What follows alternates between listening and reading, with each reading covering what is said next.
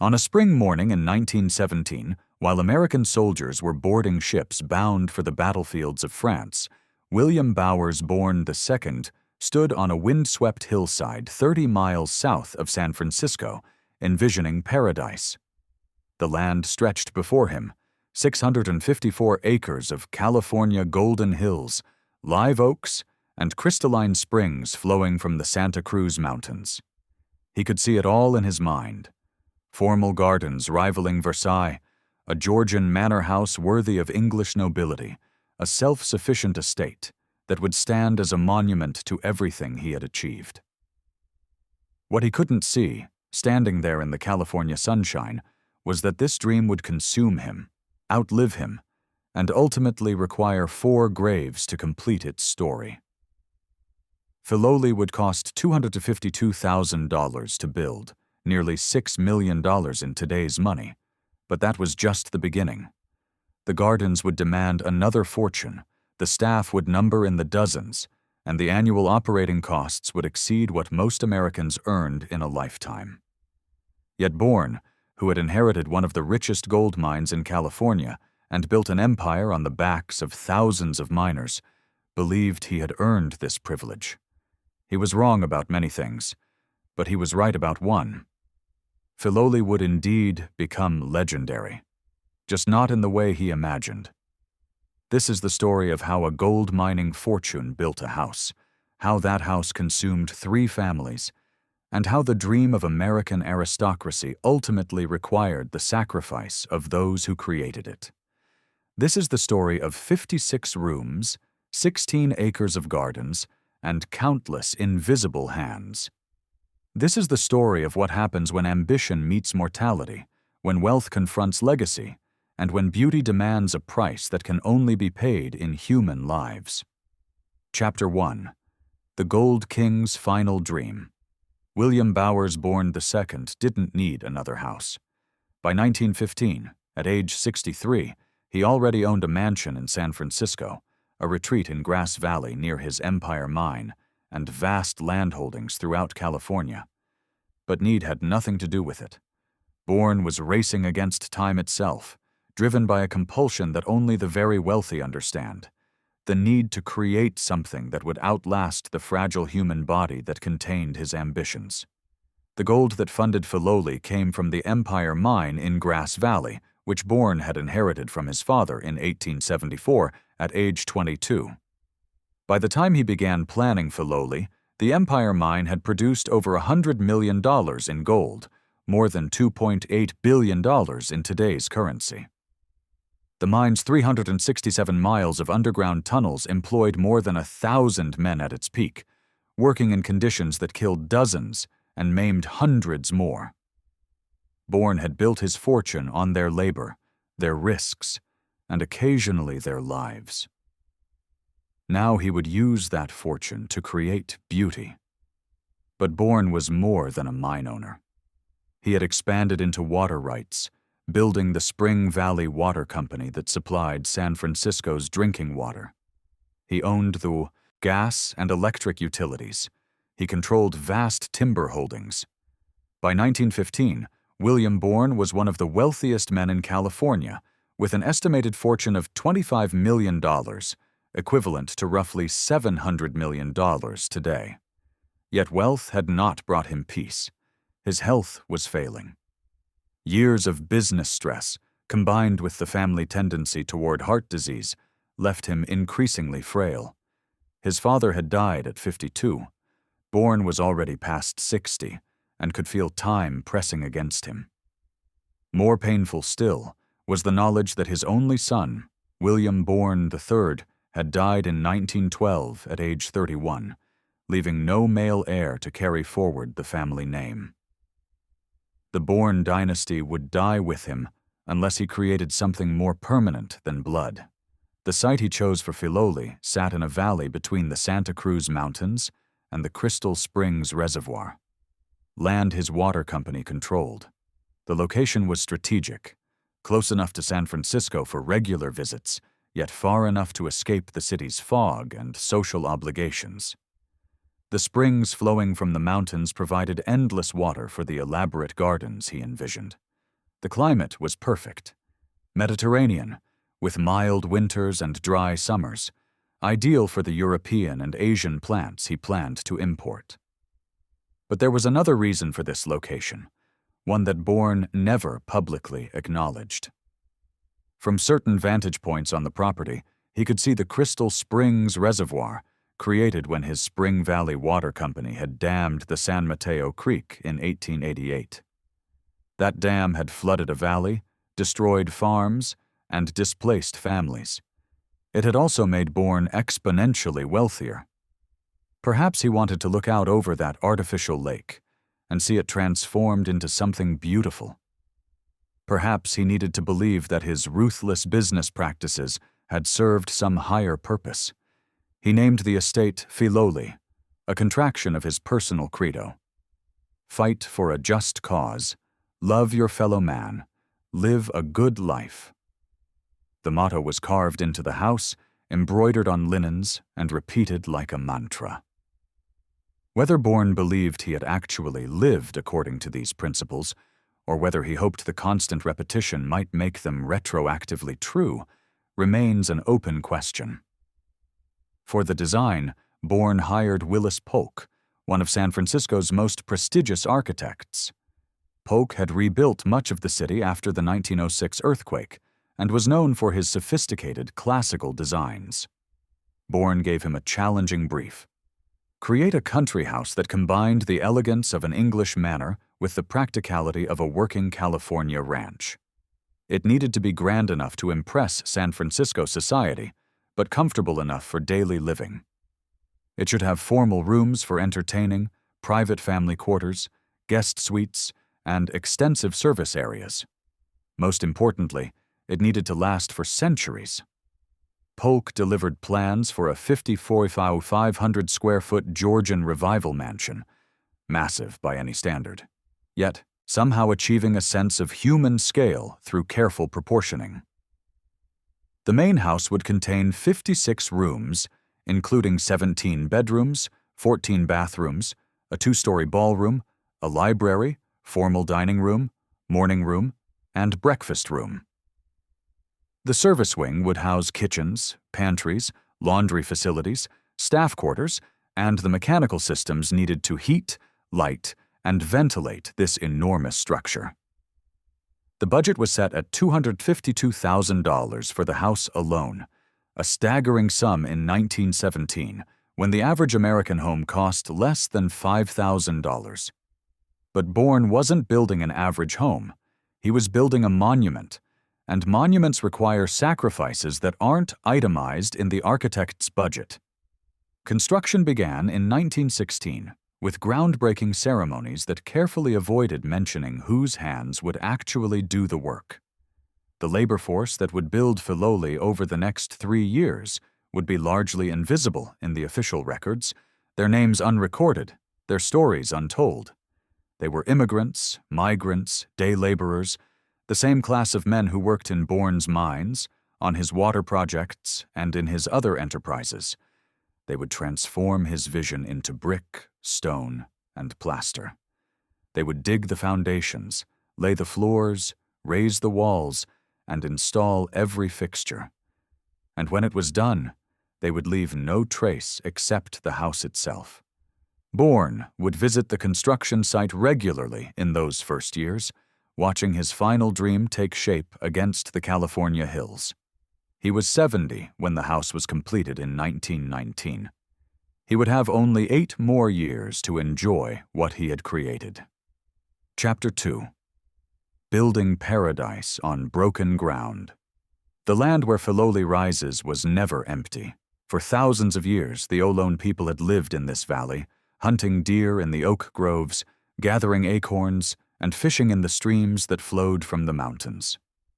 They called this region Pruristak, and they maintained careful balance with the land, burning undergrowth to encourage new growth, harvesting without depletion, and moving seasonally to allow recovery.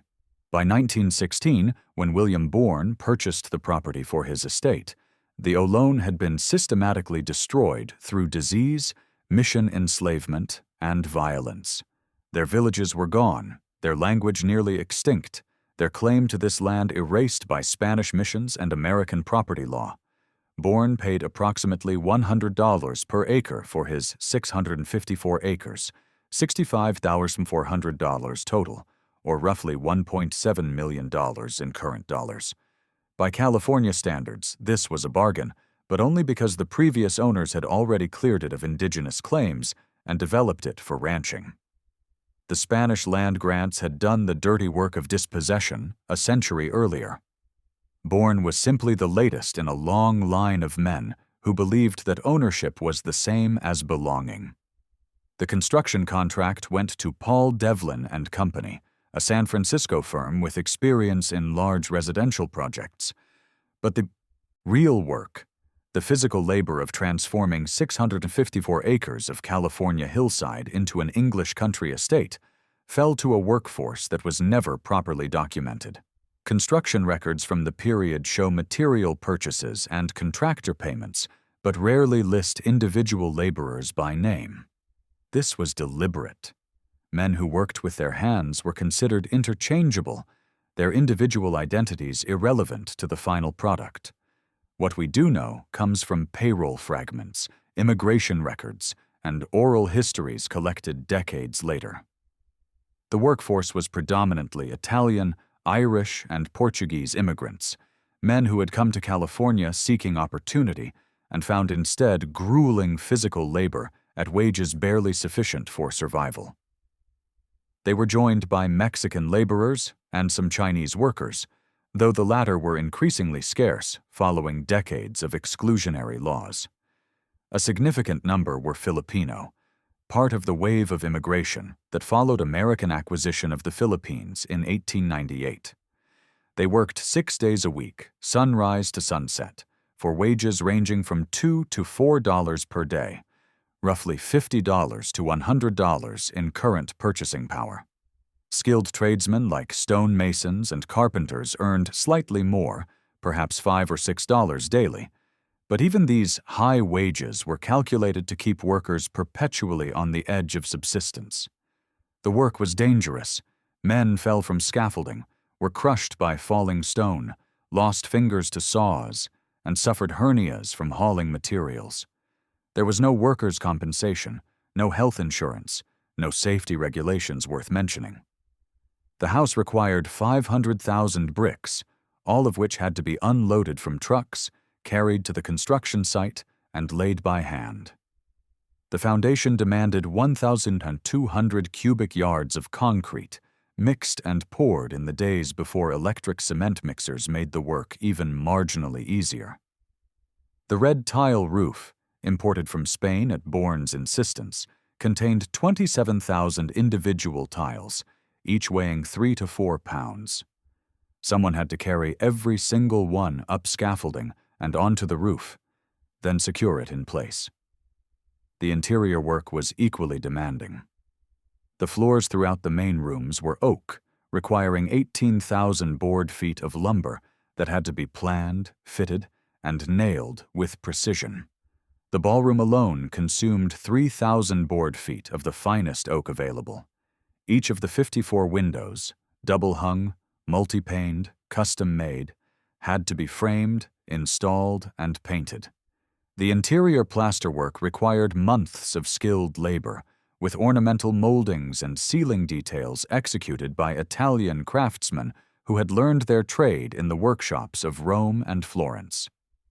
The infrastructure was perhaps the most complex challenge. Filoli needed reliable electricity, indoor plumbing, central heating, and telephone lines, all technologies still relatively new in 1916. The house required a complete electrical system with hundreds of outlets and fixtures. The plumbing system included 14 full bathrooms and several powder rooms, a massive hot water system, and drainage for thousands of gallons daily. The heating system consisted of a coal-fired boiler in the basement, feeding radiators throughout the house, requiring miles of pipe and careful engineering to ensure even heat distribution. All of this invisible infrastructure, the pipes, wires, ducts, and radiators that would make the house livable, had to be installed inside walls and under floors before the finish work began. Men crawled through cramped spaces, worked in poorly lit basements, and spent hours in awkward positions installing systems that would disappear behind plaster and wood. Their work was literally built into the walls, invisible and unacknowledged. The gardens added another layer of complexity. Bruce Porter, a prominent Bay Area artist and landscape designer, was brought in to create the garden plan. But Porter's elegant drawings had to be translated into physical reality by gardeners and laborers who moved tons of soil, planted thousands of specimens, built brick walls, installed irrigation systems, and created the formal parterres that would become Filoli's signature feature. The construction took 3 years, from 1916 to 1919. During that time, the site was a chaos of activity. Lumber stacks, brick pallets, stone piles, cement mixers, scaffolding, and dozens of men transforming raw materials into architecture. The noise was constant. Hammers, saws, shouts, the rumble of delivery trucks on the rough road from San Mateo. Dust hung in the air. In summer, men worked in temperatures exceeding 90 degrees, handling materials that had been baking in the sun. In winter, they worked through rain and mud, with no shelter except canvas tarps. And through it all, William Bourn visited regularly, watching his vision emerge from the California earth, seeing the house and gardens take shape exactly as he had imagined. What he saw was beauty, proportion, and elegance. What he didn't see, or chose not to see, were the men whose labor made his vision possible. Chapter 3. The Machine Behind the Manor.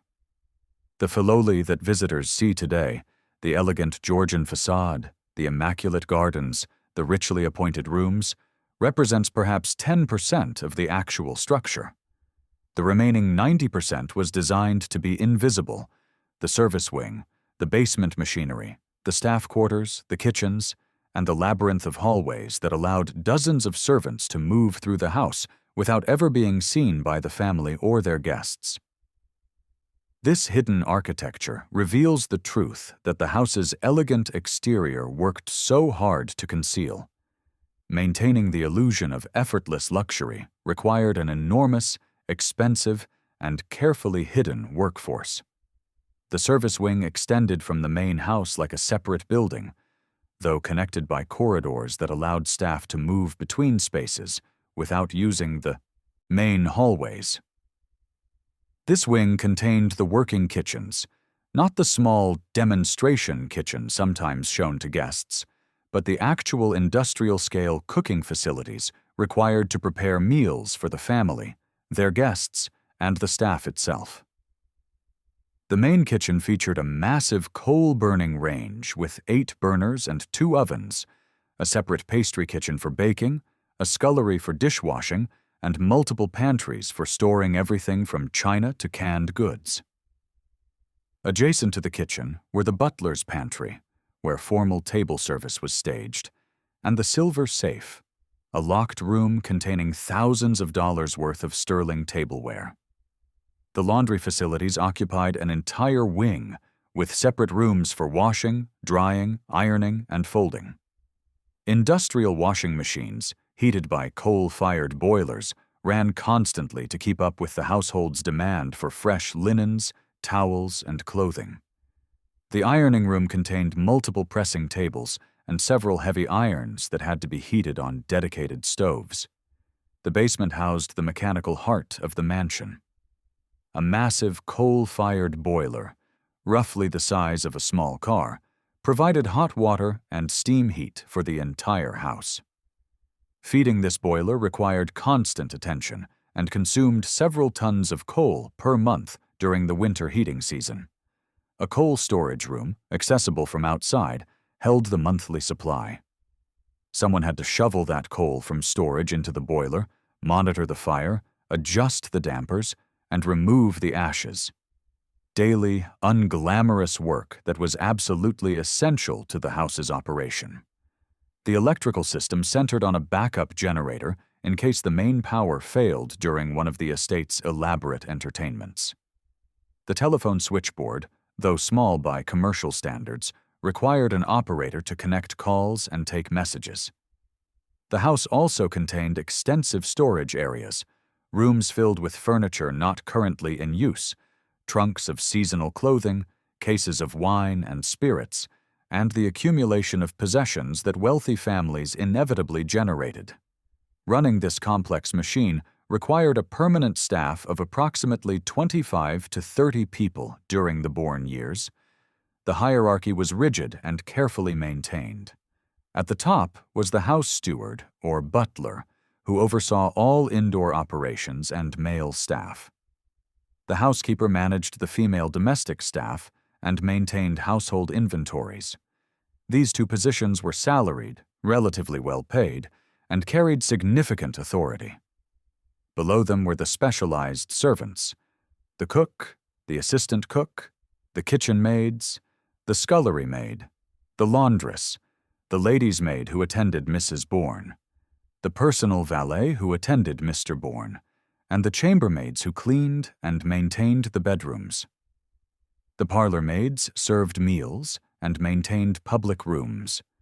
The footmen served at table and performed various duties requiring male servants. All of these positions were full-time and live-in, with servants housed in the cramped third-floor quarters or in separate staff housing on the grounds. The outdoor staff was equally extensive. A head gardener supervised a team of 6 to 8 undergardeners who maintained the formal gardens, the vegetable gardens, the orchards, and the extensive grounds. Groundskeepers maintained the drives, paths, and less formal areas. Chauffeurs maintained and drove the family's automobiles, at least 3 by the 1920s. Grooms cared for the horses and maintained the stables.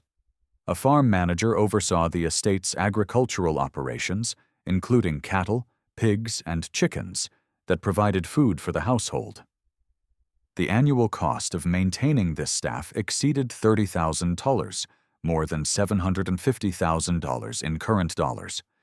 This figure included wages, room, and board for live-in staff, uniforms, and payroll taxes. Wages varied by position and gender, with female servants typically earning 30 to 40% less than males in comparable positions. A parlor maid might earn $30 per month plus room and board, roughly $750 in current dollars for full-time work that often exceeded 70 hours per week.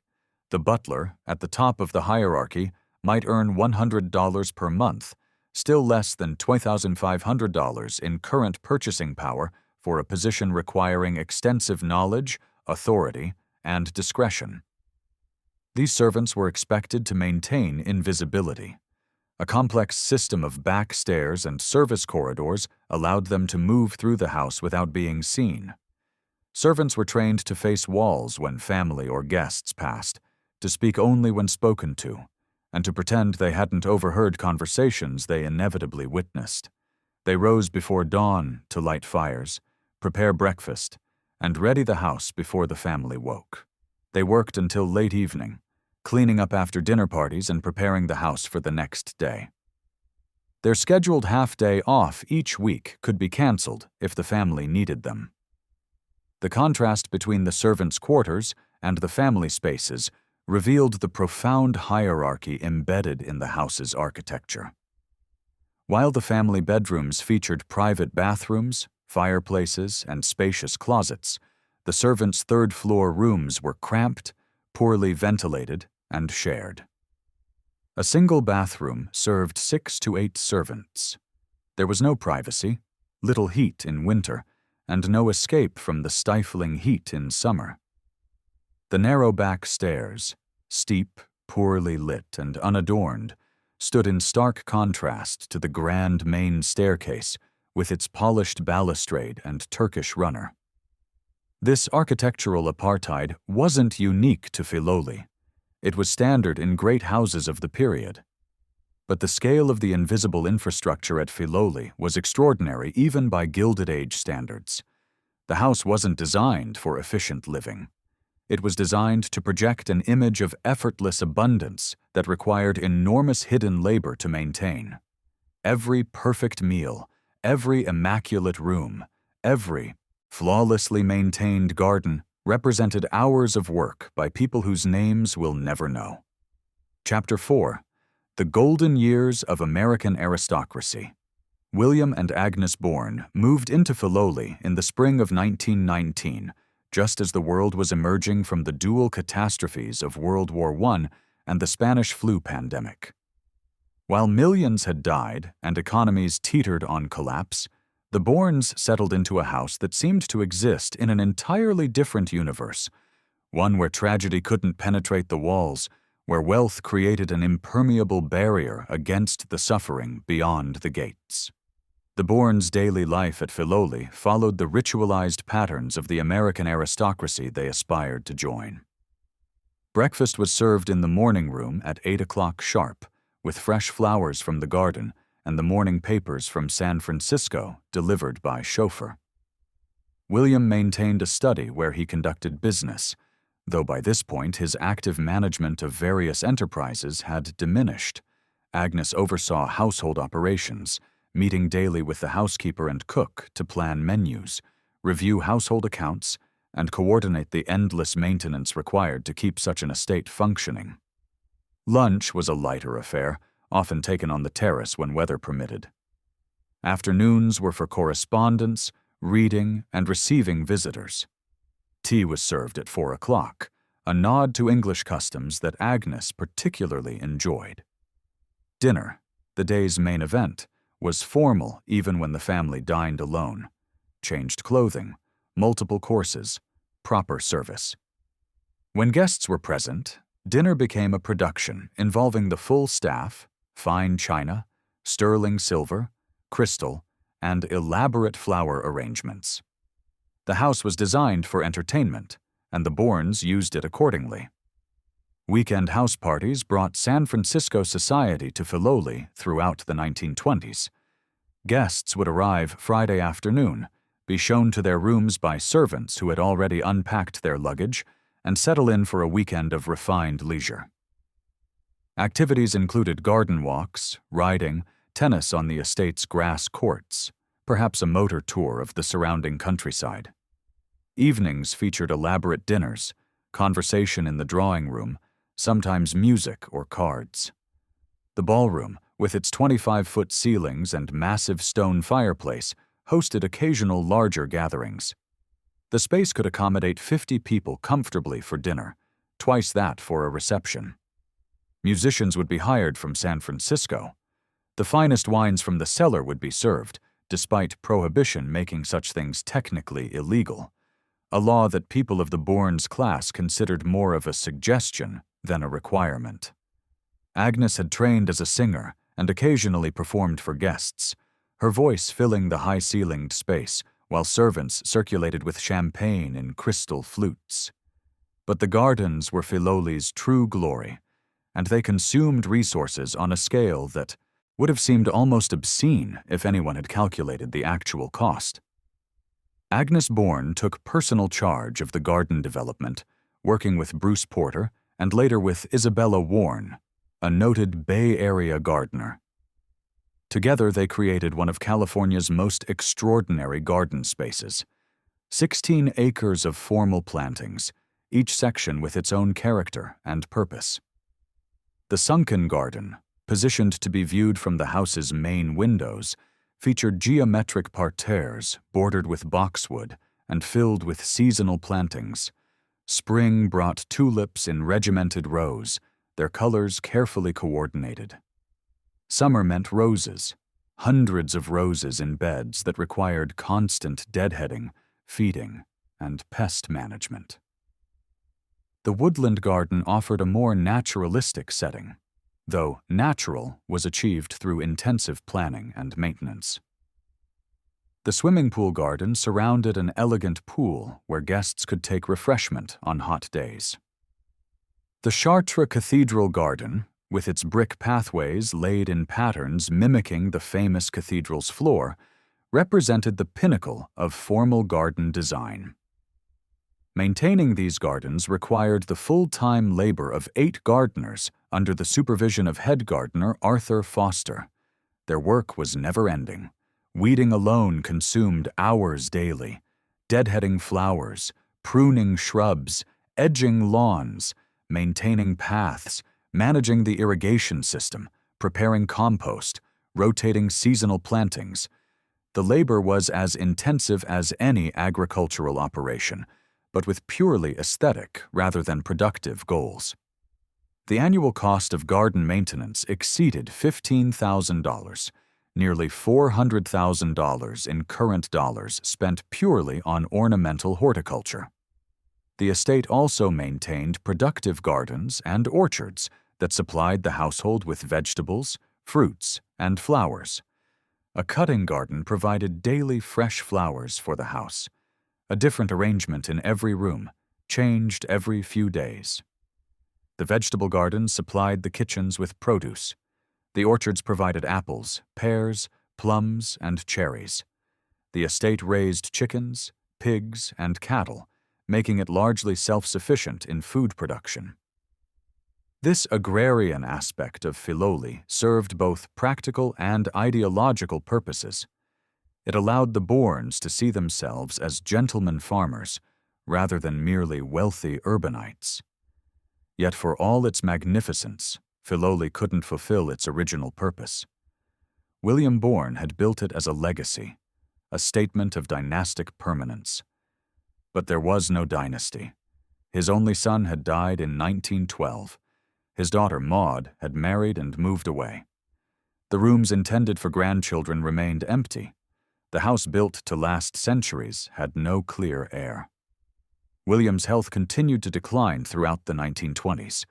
By 1936, at age 84, he was largely confined to his rooms. He died at Filoli on July 1, 1936, in the house he had built as his monument. He had enjoyed it for 17 years, a brief tenure for a structure intended to stand for generations. Agnes, heartbroken and facing the impossible task of maintaining Filoli alone, survived her husband by only a few months, dying on December 11, 1936. The golden age of Filoli had lasted barely 2 decades. The house that had consumed millions to build and hundreds of thousands to maintain each year had failed its fundamental purpose, creating permanence. The Bourns were gone, their dreams buried with them, and the house passed to strangers who had never shared William's vision. The first grave had been filled. 3 more would follow. Chapter 5. The Weight of Inheritance. The death of William and Agnes Bourn within 6 months of each other left Filoli orphaned in a sense, a magnificent house without the family that had defined it. The estate passed to their daughter, Maud Bourn, but she had no interest in living there. She had her own life, her own home, and no desire to take on the crushing burden of maintaining a 54,500 square foot mansion and 654 acres of manicured grounds. The operating costs alone, approximately $50,000 annually by the late 1930s, equivalent to $1.1 million today, would have consumed a substantial portion of anyone's income, except the genuinely wealthy. Maud faced an impossible choice. She could attempt to maintain Filoli as her parents had, hemorrhaging money to preserve a lifestyle increasingly anachronistic in the Depression-era 1930s. She could sell it, though finding a buyer for such a specialized property in difficult economic times seemed unlikely. Or she could let it decline, watching the gardens revert to wilderness and the house slowly deteriorate. A fate that seemed a betrayal of her parents' vision.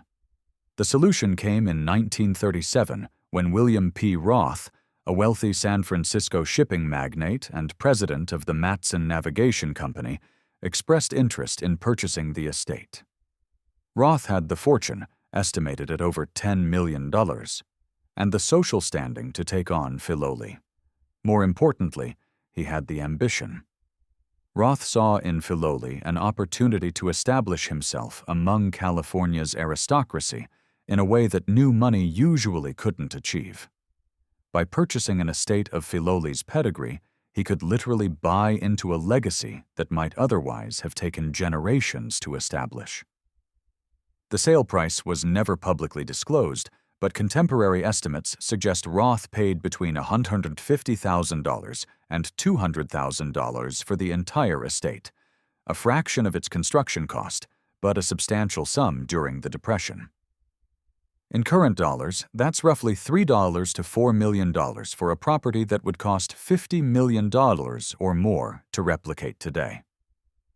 Maud, eager to divest herself of the burden, was probably relieved to sell at any reasonable price. William and Lurline Roth moved into Filoli with their children in 1937, and for a time the house seemed to regain its purpose. The Roths were younger than the Bourns had been, with 3 children who filled the empty bedrooms with actual life rather than just potential. They had the energy and resources to not merely maintain Filoli, but to expand its already impressive gardens. Lurline Roth, in particular, became obsessed with the gardens, much as Agnes Bourn had been. But where Agnes had created the original framework, Lurline refined and expanded it with a collector's passion. She traveled extensively, bringing back rare plants from around the world. The formal gardens grew to encompass the full 16 acres that visitors see today. She added the Dutch garden, expanded the rose garden, and developed the High Place, a secluded garden room offering views over the entire estate. This expansion required additional staff. At its peak under the Roths, Filoli employed more than 40 people, 12 indoor servants, 15 gardeners, plus chauffeurs, farm workers, and maintenance staff. The annual operating cost soared to $75,000 by the late 1940s, nearly $1 million in current purchasing power. The Roths could afford it, but the economic model was clearly unsustainable in the long term. The America that had built Filoli was disappearing, replaced by a society with different values and a tax structure that made such concentrated wealth increasingly difficult to maintain. World War II brought temporary changes to Filoli's operations. Some of the younger male staff enlisted or were drafted. The gardens, while maintained, were simplified. Victory gardens replaced some ornamental plantings, and the family made modest contributions to the war effort. But these changes were largely cosmetic. Unlike most Americans, the Roths weathered the war years without genuine sacrifice. Their shipping business, if anything, prospered from war contracts. The post-war years brought prosperity to America, but existential challenges to places like Filoli. The social structures that had made such estates viable were crumbling. Domestic service, once a primary employment option for working-class women, was giving way to factory work and clerical jobs that offered better pay and more dignity. Finding and keeping qualified staff became increasingly difficult. Wages rose steadily as servants gained more options, while the pool of wealthy families able and willing to maintain such establishments shrank. The Roths adapted as best they could. They modernized some systems, installing more efficient heating, updating the electrical system, adding modern appliances to the kitchen. But these improvements, while making the house more livable, couldn't solve the fundamental problem. Filoli was designed for a world that no longer existed. The massive staff required to run it properly couldn't be sustained at any price that made economic sense. The formal entertaining that justified the ballroom and drawing rooms was giving way to more casual social patterns. The next generation, coming of age in the 1950s and 60s, had different values and no interest in maintaining their parents' estates. William Roth died in 1963, having enjoyed Filoli for 26 years, longer than William Bourn's tenure, but still a relatively brief occupancy for a house built to last centuries. Lurline continued living at Filoli after her husband's death, but she was aging, and the burden of maintaining the estate grew heavier each year. By the early 1970s, approaching 70 years old, she faced the same dilemma Maud Bourn had confronted 3 decades earlier. What to do with a magnificent property that had become an anachronism? Unlike Maud, Lurline couldn't simply sell to another wealthy family. The pool of Americans both wealthy enough and willing to take on such an estate had essentially vanished. The tax implications alone made it prohibitive. And Lurline, who had devoted 35 years to creating Filoli's gardens, couldn't bear the thought of them falling into neglect, or worse, being subdivided and destroyed for residential development. Her solution would prove visionary, but it came at a cost that required filling the second and third graves. Chapter 6. The Price of Preservation. On a foggy morning in 1975, Bourn Roth signed documents that would transform Filoli from a private estate into a public trust. It was an act of extraordinary generosity, donating property worth millions, along with a $5 million endowment to ensure its maintenance. But it was also an acknowledgement of defeat. The dream of American aristocracy that William Bourn had pursued, that she and her husband had sustained, could no longer survive on private wealth alone. If Filoli was to continue, it would require a different model entirely. The National Trust for Historic Preservation accepted the gift with both gratitude and trepidation. Filoli was unlike any property they had managed before, a fully furnished, actively maintained estate with 16 acres of gardens requiring year-round professional care. The $5 million endowment Lurline provided, while substantial, generated perhaps $300,000 annually in income, barely enough to cover basic operations, let alone capital improvements or unexpected repairs. The trust would need to make Filoli partially self-supporting through visitor fees, event rentals, and donations. Lurline retained life tenancy, meaning she could continue living at Filoli until her death. This arrangement made practical sense. She knew the house intimately, maintained relationships with the staff, and could help ensure continuity during the transition. But it created an awkward hybrid situation. The house was now technically public property, but its primary resident was an elderly woman who had lived there for nearly 40 years and had very specific ideas about how things should be done. The National Trust needed to begin preparing Filoli for public access, which meant dramatic changes to how the estate operated. Visitor paths needed to be established through the gardens. Safety regulations required upgrades to exits, lighting, and accessibility. Insurance mandated security systems, fire suppression improvements, and liability protections. The house needed to be documented, every piece of furniture cataloged, every painting authenticated, every historical detail verified and recorded. Most significantly, the story needed to change. As a private estate, Filoli's narrative had been simple. Wealthy family, beautiful house, magnificent gardens. As a public institution, particularly one accepting government tax benefits and charitable donations, that narrative became problematic. The National Trust had to grapple with uncomfortable questions. How do you interpret a house built on mining wealth without discussing the miners? How do you celebrate gardens without acknowledging the gardeners? How do you present a lifestyle of extreme privilege without appearing to endorse the inequality that made it possible? These weren't abstract philosophical questions.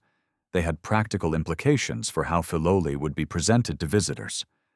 The first docent training materials, prepared in 1976, focused primarily on architecture, garden design, and the aesthetic achievements of the estate. The Bourns and Roths were presented as cultured visionaries who created beauty. The servants were mentioned in passing, if at all. The workers who built the house didn't appear in the narrative at all. This sanitized version of history was standard for historic house museums of the period. Visitors came to see beauty and elegance, not to be confronted with uncomfortable truths about labor exploitation and class inequality. The National Trust, dependent on visitor revenue and donations from wealthy supporters, had little incentive to tell stories that might make their audience uncomfortable. But even as Filoli prepared for its new public life, the old order was ending. The permanent staff, many of whom had worked at the estate for decades, faced an uncertain future.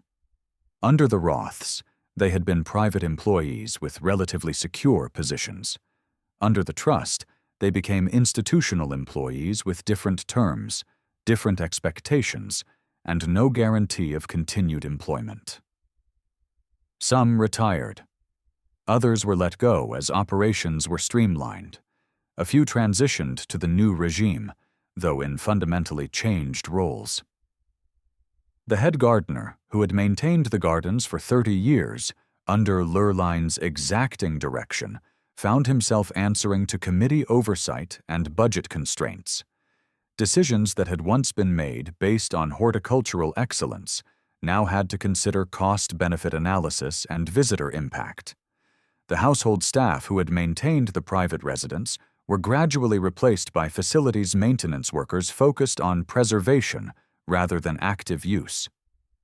The butler, the cook, the housemaids, all the human infrastructure that had made Filoli function as a living home, were no longer needed. Lurline watched these changes with mixed feelings. She had given Filoli to the trust precisely so it would survive, but survival required transformation that sometimes felt like betrayal. Strangers walked through her gardens, touching plants she had personally selected and installed. Visitors trooped through rooms where she had entertained friends and raised children. The house that had been her private sanctuary for 4 decades was becoming a museum, with all the public accessibility and institutional management that implied. She died on July 3, 1985, at age 82, in her bedroom at Filoli, the same room where she had slept for 48 years. She was the last person to live at Filoli as a private residence. After her death, the house was closed to prepare for full public opening. The remaining personal items were catalogued and either retained as part of the historical collection or returned to family members. The master bedroom where Lurline died was restored to its 1930s appearance, becoming another room for tourists to photograph rather than a space for living. With Lurline's death, the second grave was filled. But the transformation of Filoli was far from complete, and the full cost of that transformation would require 2 more deaths before the story could be properly told. The house reopened to the public in 1977, initially limited to garden tours only. The interior opened gradually over subsequent years as conservation work was completed and interpretive materials prepared. Visitor numbers grew steadily. 5,000 in the first year, 20,000 by 1980, eventually reaching more than 60,000 annually by the 1990s. The revenue helped, but never covered full operating costs. The trust supplemented visitor income with event rentals, fundraising galas, and a growing membership program. Yet something essential remained missing from Filoli's public presentation. The house and gardens were interpreted as aesthetic achievements, but the human cost of creating and maintaining them remained largely invisible. The workers who built Filoli, the servants who ran it, the gardeners who maintained it, their stories were absent from the tours, the brochures, and the official narrative. They had been written out of history as thoroughly as they had been excluded from the formal spaces during Filoli's heyday. This erasure wasn't unique to Filoli. Historic house museums across America faced the same challenge and made the same choice. Tell the comfortable story of wealth and beauty. Omit the uncomfortable story of labor and inequality. For decades, this approach seemed adequate. Visitors came, donors gave, and Filoli survived. But historical reckoning doesn't stay buried forever. Eventually, someone asks the questions that shatter the carefully maintained facade. Chapter 7. Hidden Gardens, Hidden Stories. The transformation of Filoli from private estate to public institution revealed a paradox that would take decades to resolve.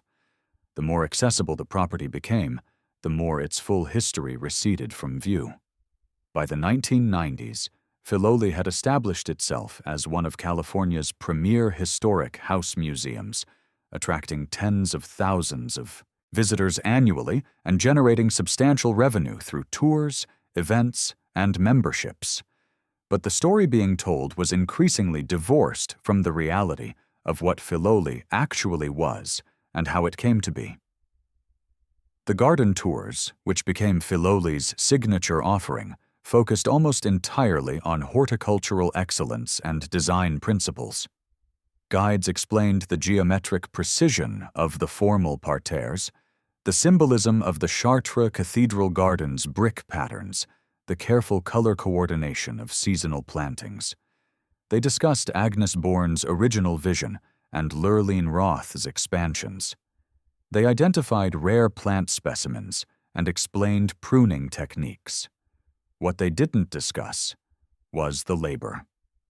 A typical garden tour in the 1990s might spend 90 minutes exploring the grounds without once mentioning that maintaining these 16 acres required a team of professional gardeners working full-time, year-round. The immaculate condition that visitors admired, not a weed visible, every hedge perfectly trimmed, every flower bed precisely edged, represented approximately 15,000 person-hours of labor annually. The visitors saw the result, but not the work, the beauty, but not the cost. Inside the house, the interpretation was similarly selective. The formal rooms were presented as they appeared during the estate's golden era. Fine furniture, oriental rugs, family portraits, fresh flower arrangements. The ballroom was described as hosting elegant entertainments. The library was presented as a genteel space for reading and contemplation. The dining room was set with fine china and sterling silver, ready for a dinner party that would never come. But the service wing, the kitchens, pantries, laundry rooms, and staff quarters where the real work of maintaining the house occurred, was either closed to visitors or interpreted minimally. The third-floor servants' quarters, with their cramped rooms and shared bathroom, were not on the tour route. The coal room, the boiler room, the service stairs, the entire infrastructure that made the elegant lifestyle possible, remained largely invisible, just as it had been designed to be. This selective storytelling served multiple purposes. It kept tours focused on beauty rather than discomfort. It avoided potentially controversial discussions about class, labor, and inequality. It presented a version of history that wealthy donors and conservative visitors found appealing. And it was, frankly, easier than doing the difficult work of researching and presenting the full story.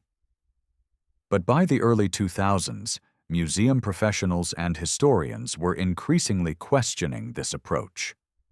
The historic house museum field was experiencing a reckoning about whose stories were being told and whose were being erased.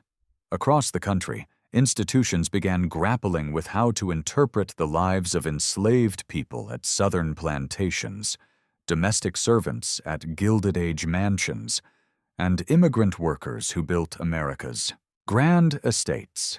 Filoli was somewhat behind this curve, in part because the National Trust's management structure made significant interpretive changes difficult, and in part because the estate's donor base and visitor demographics skewed toward people comfortable with the traditional narrative. But pressure was building, both from within the museum profession and from visitors, particularly younger visitors and people of color, who found the standard interpretation incomplete and troubling. The turning point came with the arrival of new leadership at Filoli in 2011. Cynthia D'Agosta, appointed as executive director, brought a different vision for what Filoli could be.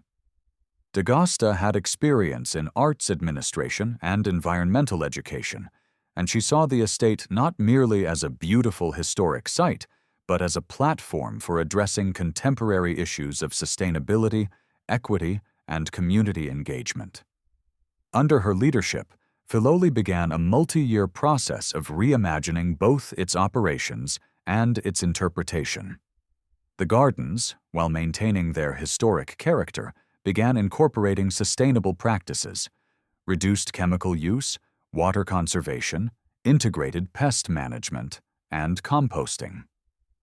The estate developed extensive educational programming focused on environmental stewardship, horticulture, and historic preservation. Visitor numbers grew to more than 100,000 annually, with increasingly diverse audiences. More significantly, D'Agosta pushed for more honest interpretation of Filoli's history. New exhibitions began acknowledging the labor that built and maintained the estate. The staff quarters were opened and interpreted, showing visitors the stark contrast between the servants' cramped spaces and the family's luxurious rooms. Tour scripts were revised to include information about the workforce, who they were, where they came from, what they were paid, how they lived. This wasn't a complete transformation. Filoli remained primarily a celebration of beauty and horticultural excellence, but it represented progress toward a more complete historical narrative. Docents received training on how to discuss labor history sensitively but honestly. Exhibitions explored the immigrant experience in California, the evolution of domestic service, and the economics of maintaining a grand estate. Yet even these improvements couldn't fully address the fundamental problem. The workers who built and maintained Filoli remained largely anonymous. Unlike the Bourns and Roths, whose lives were extensively documented through letters, photographs, business records, and social registers, the workers left few traces. Most were never photographed. Their names rarely appeared in records beyond basic payroll ledgers, many of which hadn't survived. Their voices, their thoughts about the work, their feelings about the families they served, their own hopes and dreams, were almost entirely absent from the historical record. This archival silence wasn't accidental. It reflected deliberate choices about whose lives were considered worth documenting and whose could be forgotten. The workers were meant to be invisible during their lifetimes and forgotten after death. For the most part, that strategy succeeded. We know the Bourns had servants, but not who most of them were. We know the gardens required extensive labor, but not who performed it. We know the house was built by immigrant workers, but not their names. The third grave was about to reveal what decades of careful interpretation had obscured. The human cost of creating paradise couldn't be buried forever, no matter how carefully the gardens were maintained or how elegantly the rooms were preserved. Chapter 8. The Graves in the Garden. In 2018, a researcher working in the San Mateo County Archives made a discovery that would fundamentally alter how Filoli's history was understood. While examining property records and historical maps from the early 20th century, she found references to a small cemetery that had existed on the Filoli property before the Bourns purchased the land. More intriguingly, the record suggested that cemetery might never have been fully cleared, that graves might still exist somewhere on the estate's 654 acres. This revelation sent shockwaves through Filoli's administration. The estate had been meticulously documented, surveyed, and studied for decades. Archaeological surveys had been conducted before major garden renovations. How could graves have gone undetected for more than a century? The answer lay in the same historical erasure that had hidden so many other aspects of Filoli's story. The people buried there had been considered unimportant, their graves unmarked or minimally marked, their existence forgotten as soon as it became inconvenient. Filoli immediately engaged professional archaeologists and ground-penetrating radar specialists to investigate. The search focused on a relatively remote section of the property, beyond the formal gardens, and close to what had been the original property boundary before the Bourns' expansion. In November 2018, the team confirmed what the archival records had suggested. There were graves, at least 4 of them, in a small grove of oak trees that had been left largely undisturbed for more than a century.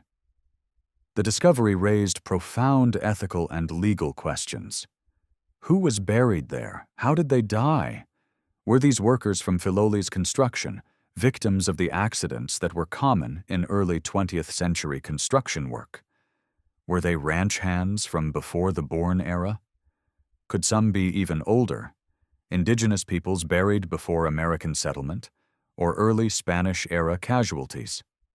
The archaeologists proceeded with extraordinary care, working with descendant communities, indigenous representatives, and forensic specialists.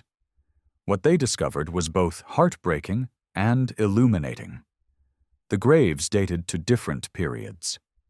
2 appeared to be indigenous burials, likely Olone, predating American settlement by centuries or even millennia.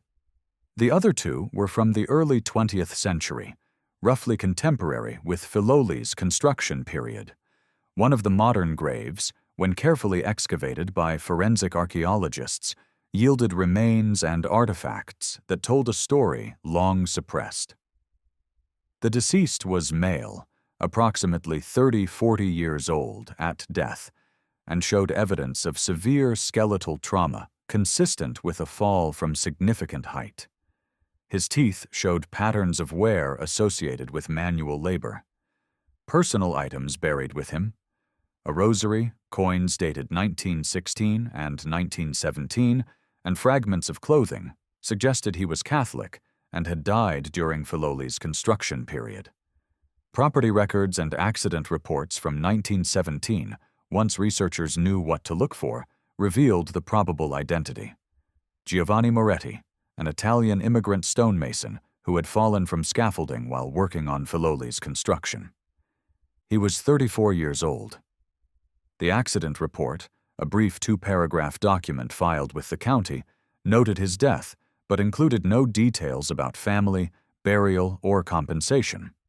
He simply disappeared from the record, until his grave revealed the truth more than a century later. The second modern grave told an even more disturbing story. The deceased was younger, perhaps early 20s, and showed evidence of chronic malnutrition and untreated disease. Analysis of dental remains and bones suggested possible tuberculosis. The grave goods were minimal: a few buttons, a cheap pocket watch stopped at $3.40, and fragments of work clothes.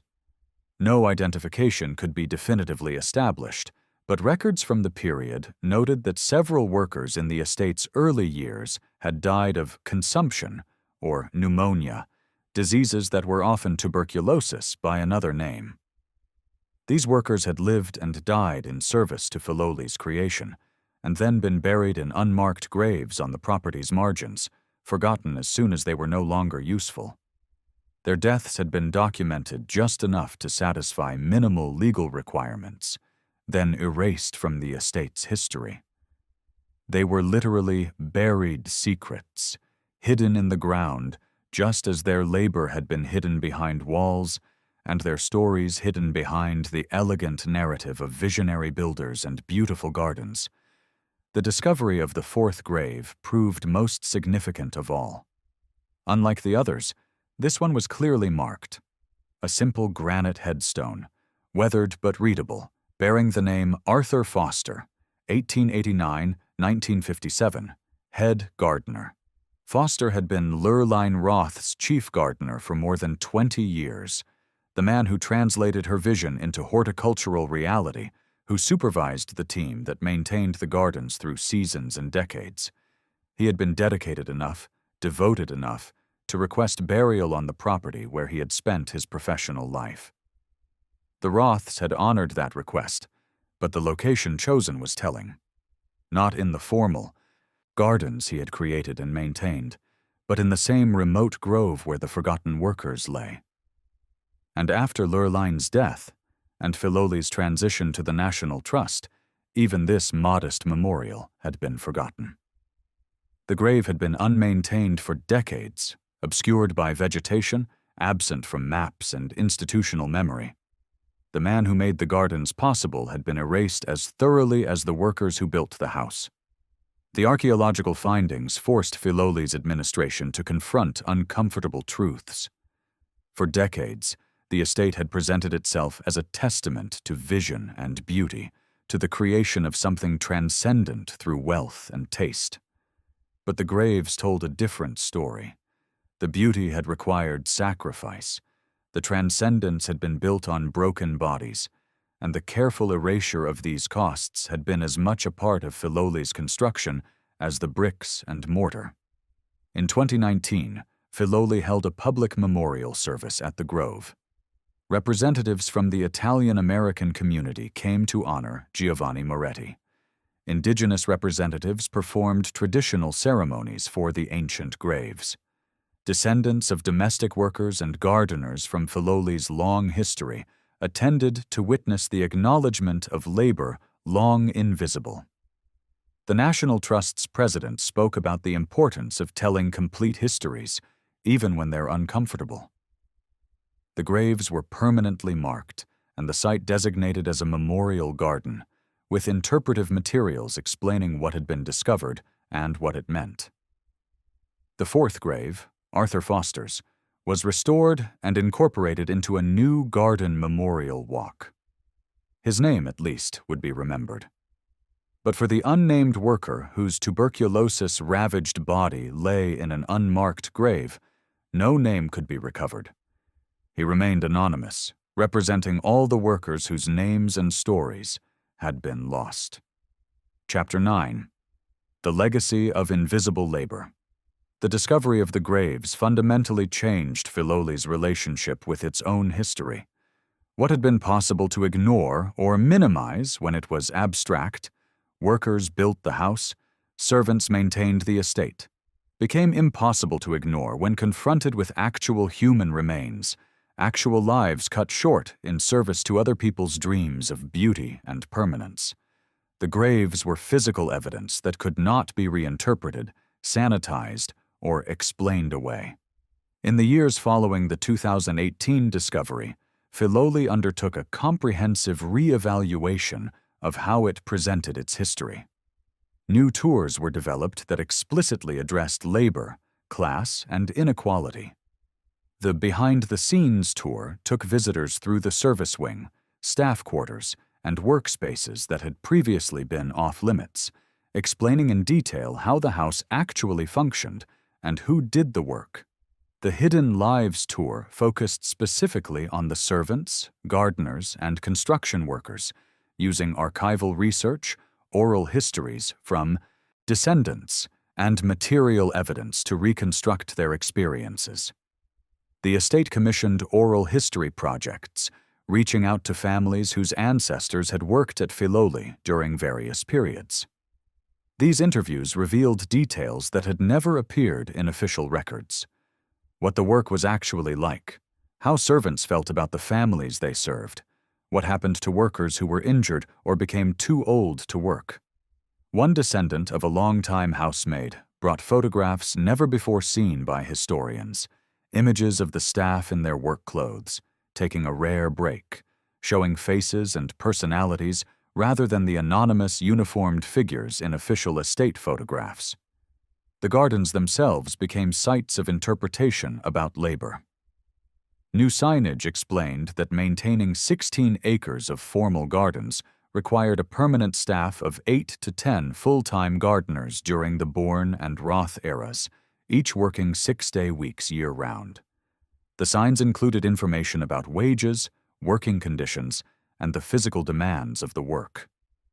Visitors who had previously admired the gardens purely aesthetically now understood them as ongoing labor, the result not of some magical permanent creation, but of continuous human effort. The house interpretation was similarly transformed. In the dining room, where visitors had once heard primarily about the fine china and elaborate entertaining, Guides now explained that a formal dinner party for 20 required 3 days of preparation by the kitchen staff and service staff, working 12-hour days. The laundry room, once merely noted in passing, became a major stop on tours, with detailed explanation of how the estate produced hundreds of pieces of dirty linen weekly, and how the laundresses spent entire days in hot, humid conditions doing physically exhausting work. Perhaps most significantly, Filoli began actively recruiting staff, docents, and board members from more diverse backgrounds. The estate's workforce and volunteer corps had historically been predominantly white and affluent, people who saw themselves reflected in the Bourns and Roths rather than in the servants and workers. By intentionally seeking voices from labor backgrounds, immigrant communities, and communities of color, Filoli ensured that the interpretation of labor history came not just from academic research, but from lived understanding of what such work meant. These changes weren't universally welcomed. Some longtime donors and visitors complained that the new interpretation was too focused on politics and made them uncomfortable. Some argued that emphasizing labor exploitation tarnished the beauty of the place and made visits less enjoyable. A few major donors withdrew support, arguing that Filoli should celebrate achievement rather than dwell on class conflict. The board of directors faced genuine questions about whether the new interpretation was financially sustainable. But something remarkable happened. As Filoli told a more complete and honest story, a different audience emerged. Younger visitors, diverse communities, labor historians, and social justice advocates began visiting in increasing numbers. Teachers brought school groups specifically because Filoli now offered opportunities to discuss economic inequality, labor rights, and historical erasure. The estate's relevance extended beyond horticulture and historic preservation to encompass contemporary debates about wealth inequality, workers' rights, and whose stories get told. Visitor numbers, far from declining, increased. Annual attendance exceeded 125,000 by 2023. More importantly, the demographic composition shifted toward younger, more diverse visitors who engaged with Filoli as both beautiful and problematic. A place where hard truths about American economic history could be confronted alongside appreciation for artistic achievement. The discomfort some visitors felt wasn't a bug, but a feature. It meant the interpretation was successfully challenging assumptions rather than simply confirming them. Filoli also began addressing its current labor practices. The estate audited its own wages, benefits, and working conditions for contemporary gardeners, maintenance staff, and visitor services workers. While no longer facing the exploitation of the early 20th century, some positions were still paid barely living wages for the expensive Bay Area region.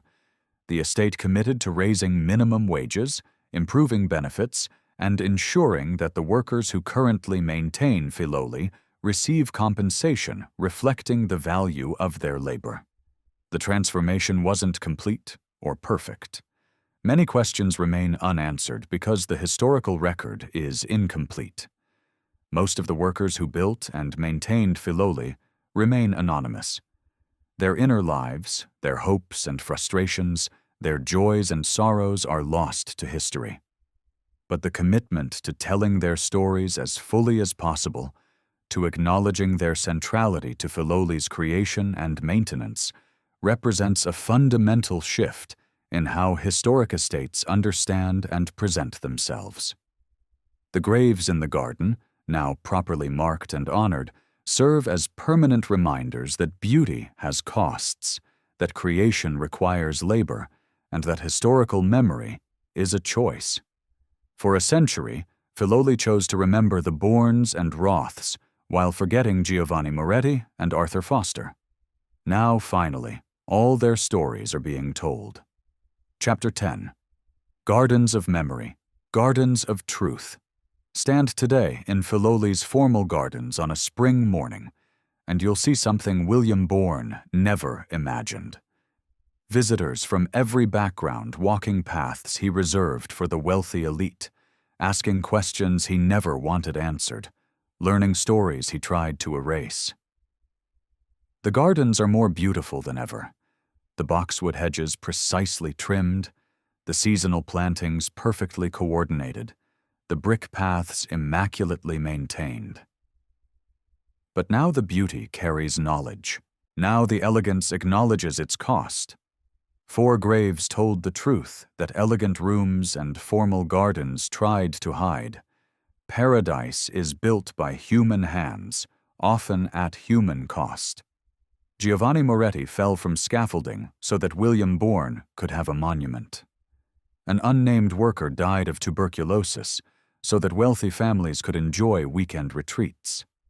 Arthur Foster devoted his life to creating beauty for others, while remaining invisible himself. And 2 lone people were buried in land that would be stolen, developed, and transformed beyond anything they could have imagined. Filoli's story is America's story. Ambition and exploitation, beauty and brutality, memory and erasure. It's the story of who builds and who benefits, who is remembered and who is forgotten. For a century, Filoli presented itself as a triumph of vision and taste. Now it stands as something more complex and more valuable, a place where hard truths coexist with genuine beauty, where the full human cost of grandeur is acknowledged rather than hidden. The estate welcomes more than 125,000 visitors annually now, each one walking through history that is finally, incompletely but honestly, being told. The gardens still take your breath away with their precision and color. The house still impresses with its scale and elegance, but now you know who planted those gardens, who built that house, who maintained it all, and what it cost them. This is why Filoli matters today. Not because it's beautiful, though it is, not because it's historic, though it certainly is, but because it's a place where we can confront the contradictions at the heart of American prosperity. That our greatest achievements often rest on invisible labor, that our most celebrated visionaries frequently exploited those who made their visions real, and that choosing to remember everyone's story, not just the comfortable parts, is itself an act of justice. Visit Filoli, walk the gardens, tour the house, and remember the 4 graves that made truth-telling possible. Remember that beauty without acknowledgement is incomplete, that history without labor is fantasy, and that every paradise has a price someone paid. Like and subscribe to explore more hidden histories of America's grandest estates.